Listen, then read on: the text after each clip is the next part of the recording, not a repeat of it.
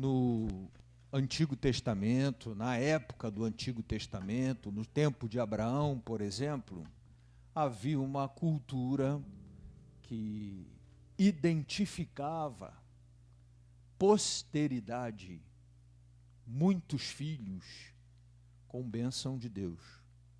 A equação era a seguinte: quanto mais filhos um casal tivesse, mais abençoada a família era.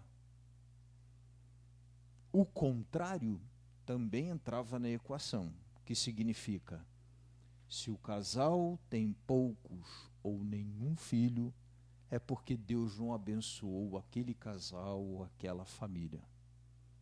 Era a cultura daquele tempo.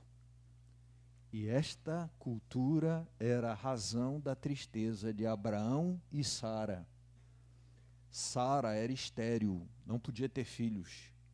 E Abraão não pôde ter filhos.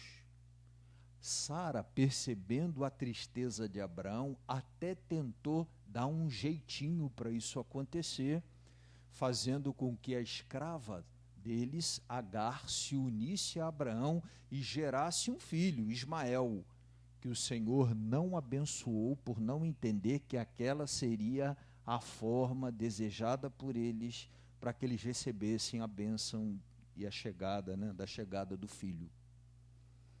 Certa vez, Abraão e Sara estavam ali junto da tenda deles, quando passaram 3 homens, eram 3 anjos, e eles foram servidos por Abraão e Sara. E aí, depois de servidos, eles disseram o seguinte para o casal: no ano que vem, nessa mesma época, nós vamos passar de novo aqui, e sua mulher, Sara, vai estar com um filho seu no colo. Sara não estava no ambiente na hora, estava meio que escutando por trás.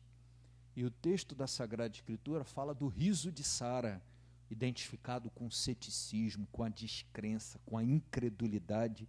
E Sara riu e disse assim: quando a gente era novo, não foi? Agora, de idade avançada, desse mato não sai? Agora é que a coisa não vai mesmo. Sara não confiou, desconfiou da promessa dos 3 anjos.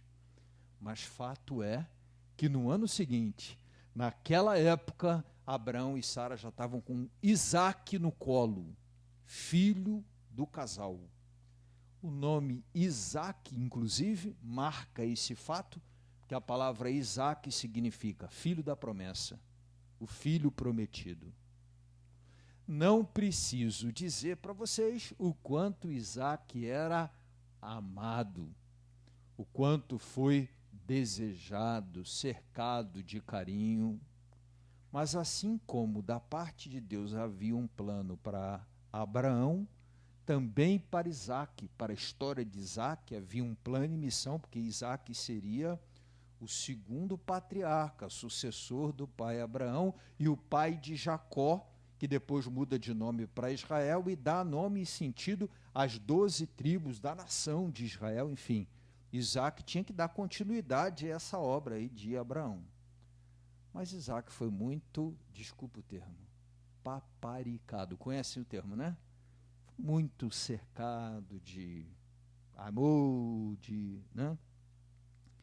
É uma coisa muito comum, eu observo, em filhos de casal de pais já com uma idadezinha avançada, né? A figura do pai e da mãe se confunde com a do avô e da avó, e às vezes acontece um pouco isso, né? De ficar aquela criança cercada de tal. Uma vez, então, a primeira leitura de hoje, o Senhor chamou Abraão e disse: vai até o monte Moriá e oferece Isaque em sacrifício. Que pedido brabo. Sim ou não? Um filho aguardado uma vida inteira, razão de uma tristeza de vida inteira que de repente se transforma em alegria e vai voltar a ser tristeza? Como é isso? Dá o doce, toma o doce? Né? Nossa, um pedido muito duro.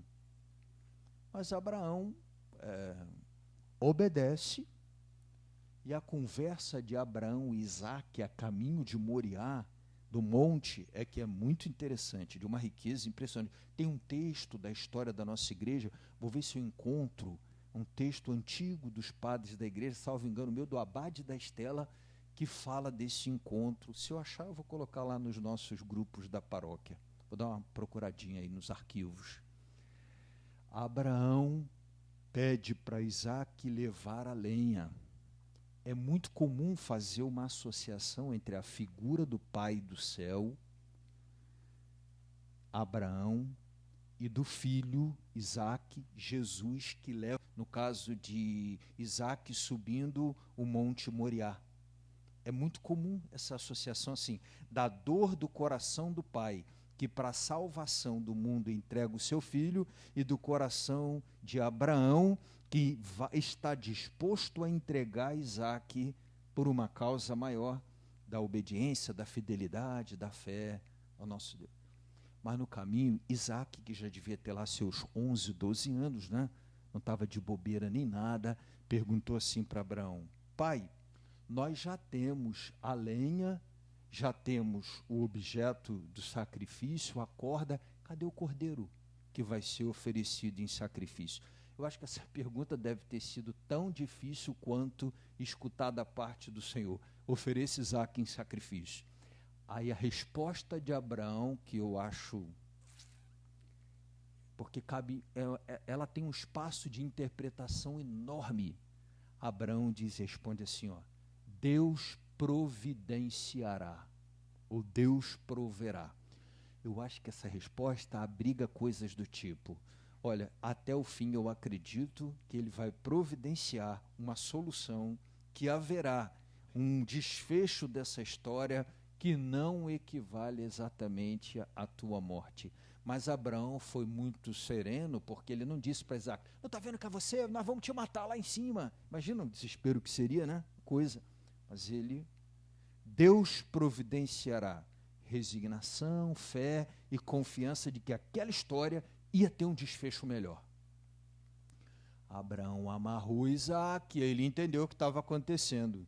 E quando Abraão partiu para golpear Isaque, o Senhor disse: para, já conheço a sua fé.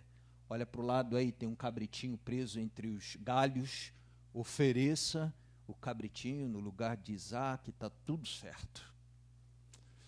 Tem uma discussão assim, uma questão que eu acho boa nesse texto. Abraão subiu ou não subiu aquele monte para matar alguma coisa? Na minha opinião, subiu. Abraão matou ou não matou alguma coisa ali em cima? Na minha opinião, matou. A leitura rápida do texto não matou, né? Porque o Senhor disse: olha, Isaque e tal, no máximo a gente vai dizer, matou o cabritinho. Mas a coisa que Abraão foi matar ali, a meu ver, era outra. Para que Abraão pudesse ser o que ele se tornou depois da coragem de sacrificar Isaque, que não foi necessária, porque o Senhor diz assim: Abraão, por causa da tua obediência, ao finalzinho da primeira leitura de hoje, você não vai ser pai de um, você vai ser pai da nação dos que creem. Todo mundo que crê é teu filho na fé. Abraão se tornou pai na fé, o homem de maior descendência. A imagem bonita é: tua descendência será numerosa como os grãos de areia da praia. Imagina, contar grãos de areia da praia, né? Numerosa como os grãos de areia da praia. Mas isso só foi possível porque Abraão teve a coragem de matar o sentimento desordenado que ele desenvolveu por Isaque.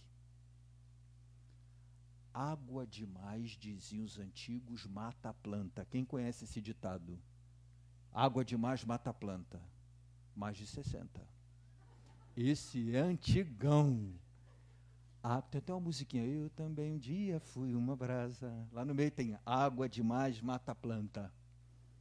Água de menos mata a planta desidratada.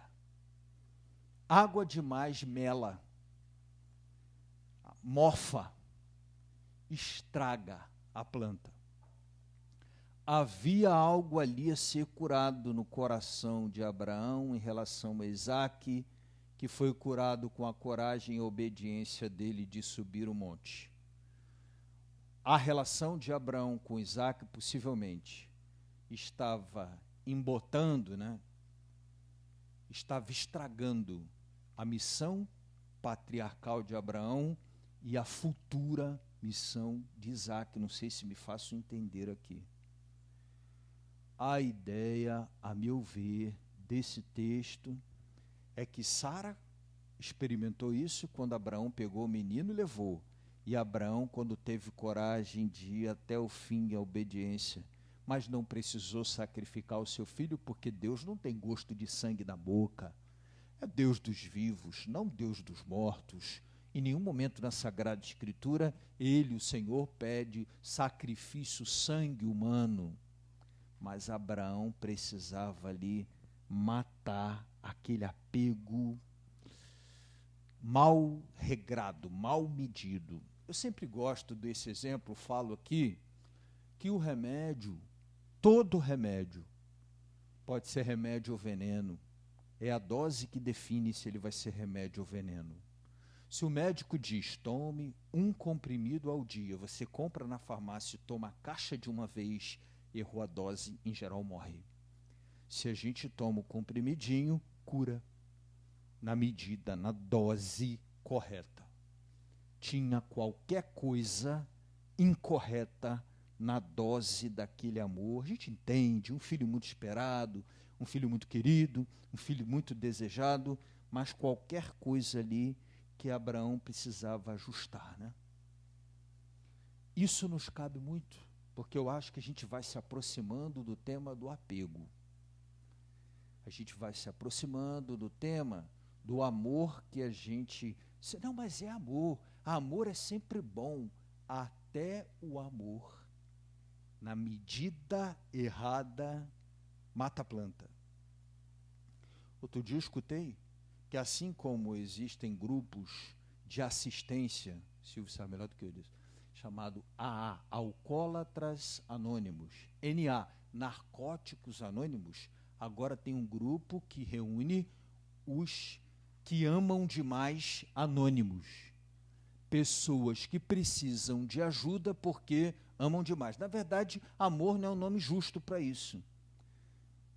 É um outro nome que a gente tem que achar. Mas para a gente entender bem, é perder essa medida, a dose do quanto se gosta, do quanto se ama, do quanto se é dependente. Interessante que às vezes a gente escuta até, é muito nobre isso, mas pode ser um equívoco dos pais. Meu filho é o centro da minha vida. E quando ele for embora? Minha filha é tudo na minha vida. E quando ela for embora? Porque eles vão embora. Você foi embora da casa do seu pai e da sua mãe, né? Eles vão embora. E o que vai sobrar para viver? Você se entende o que eu quero dizer? Não é água de menos, porque o amor em forma de água de menos é abandono. Mas o amor em forma de água de mais sufoca. Sufoca. E às vezes achamos que estamos amando. Mas olha que perigo, a gente pode estar sufocando. Quando a gente está abandonando, em geral, a gente sabe, né? A consciência logo sinaliza. Mas quando está sufocando, nem sempre a gente se dá conta de estar sufocando. A gente só acha que está amando a beça. Mas cuidado, a gente pode estar sufocando, achando que está amando a beça, ou que está amando muito. Penso que nessa segunda semana da Quaresma, há um convite à reflexão sobre o ordenamento, a dose, a medida do amor, dos amores, das prioridades, das paixões do nosso coração, da nossa história e da nossa vida. Como isso aí é e está dosado, né? E como às vezes é importante ter a coragem de matar, como Abraão fez, né? Ele matou um sentimento desordenado para o Isaac, não matou o filho, matou um sentimento desordenado. E o quanto isso permitiu a Abraão ser fecundo, ser pai de uma nação inteira. E o quanto a gente pode crescer com a coragem de, às vezes, né? Na hora é muito difícil. Na hora é como se estivesse arrancando alguma coisa, mas assim, não muito distante, quando a gente olha para trás, observa o bem enorme que foi feito para mim e foi feito para o outro, que abandonado ou sufocado, sofria com a dose errada do nosso amor. O quanto, por exemplo, a gente pode deixar de sofrer, não desenvolvendo uma relação com o amor que ficou para trás, a mãe que não deu a devida atenção, o pai que não deu a devida atenção, a mãe que amou mais, ou o pai que amou mais, o que você quiser, se a gente muda completamente essa perspectiva, a maneira como a gente olha a ordenação, o ordenamento desse amor. Convido todos, não quero me estender mais, né? A gente nessa segunda semana da Quaresma, acho que eu já cheguei ao ponto, todo mundo já chegou comigo. Acho que, por exemplo, no Evangelho de hoje, Jesus está de alguma forma dizendo assim para os discípulos: não se apeguem à minha presença física permanente no meio de vocês, porque eu não vou estar fisicamente sempre presente entre vocês. Então Jesus ali já começa também a dosar um pouquinho qualquer situação de apego, da necessidade de que a presença física dele, que isso não estivesse ali ao lado dos discípulos. Jesus também começa com a sua transfiguração a ordenar um pouco, indicar um pouco a forma como eles teriam que caminhar, mais pela certeza que a fé nos dá que ele está ao nosso lado, do que propriamente com a presença física dele ao nosso lado. Porque Jesus disse, eu vou voltar para o Pai. Enviarei o Paráclito, mas eu vou voltar para o Pai. E é pela fé que a gente vai entender que o Senhor se coloca sempre e está de verdade ao nosso lado. Então desejo a todos, a mim também, nessa segunda semana da Quaresma, a gente dá uma organizadinha nesses afetos, nesses sentimentos, paixões, os nossos Isaques, né? Já falei disso aqui, vou falar de novo. São Francisco, isso não tem nada a ver com ter muita coisa ou pouca coisa. Claro que quem tem muita coisa tem mais risco de estar preso a elas. Mas eu estou falando disso e de coisas mais profundas. Acho que vocês já entenderam. São Francisco não tinha nada. Já contei isso para vocês, vou contar de novo. E quando veio de uma família muito rica, mas abraçou a pobreza, quando ele percebeu que tinha que espalhar a obra de São Francisco, dividiu aquele grupo inicial dos primeiros irmãos em vários grupos. Neste grupo foi Frei Leão, que era muito próximo, muito amigo de São Francisco. E Frei Leão, antes de ir embora, deu uma canequinha para São Francisco, que era o que ele tinha, além do hábito, que é a roupa do corpo. Uma vez, São Francisco, já numa casa, Frei Leão, os outros frades em outras casas, um irmão disse: Pai Francisco, você podia me emprestar sua caneca para eu beber um pouco d'água?